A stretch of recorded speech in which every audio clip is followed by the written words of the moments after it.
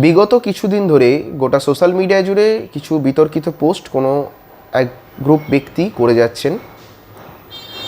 প্রত্যেকের উদ্দেশ্যে একটা কথা বলি, রাজনীতি করতে গেলে প্রথমত কারোর শিক্ষাগত যোগ্যতা সার্টিফিকেট রাজনৈতিক দলের কাছে জমা রাখতে হয় না, প্রথম।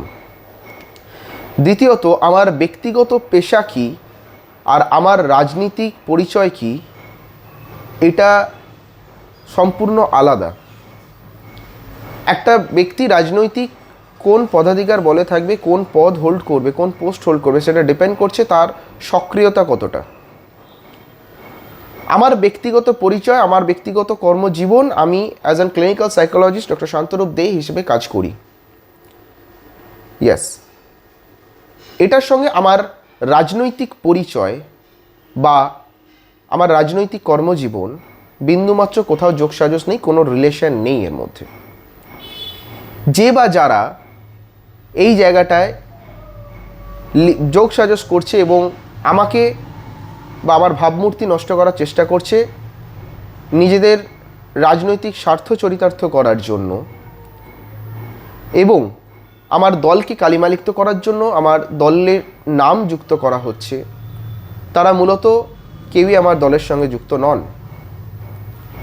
আমি আবারও ক্লিয়ার কাট জানাই, আমি ভারতীয় জনতা পার্টির পদাধিকার, আমি একটা পোস্ট হোল্ড করি। কর্মজীবনে আমি একজন ক্লিনিক্যাল সাইকোলজিস্ট। এর বাইরে আশা করি কারোর কোনো বিতর্ক থাকা উচিত নয়। যে বা যারা এই আমাকে নিয়ে কুরুচিকর মন্তব্য করছেন বা দলকে জড়িয়ে বিতর্কিত পোস্ট করছেন, তারা আদপে দল বিরোধী কাজ করছেন এবং বিরোধী দলের কাছে তারা নিজের মেরুদণ্ড বিকিয়ে দিয়ে এইরকম কাজ করছেন। নেশা আমাদের সমাজ ও সমাজের ছেলেগুলিকে ধ্বংসের পথে নিয়ে যাচ্ছে। এই নেশা একটি ছেলেকে প্রচুরভাবে ক্ষতিগ্রস্ত করছে, শারীরিকভাবে, মানসিক দিকে। সমাজে অশান্তি, পরিবারে অশান্তি, চুরি, ডাকাতি, জেল, অ্যাক্সিডেন্ট, আত্মহত্যা, মৃত্যুর প্রচুর পরিমাণে ঘটে চলেছে। এই নেশা বন্ধ করতে কল্যাণী রত্তলা মোড়ে ড্রাগ ডি অ্যাডিকশন সেন্টার গড়ে উঠেছে। এখানে নেশা সমস্যাটির সমাধান রয়েছে।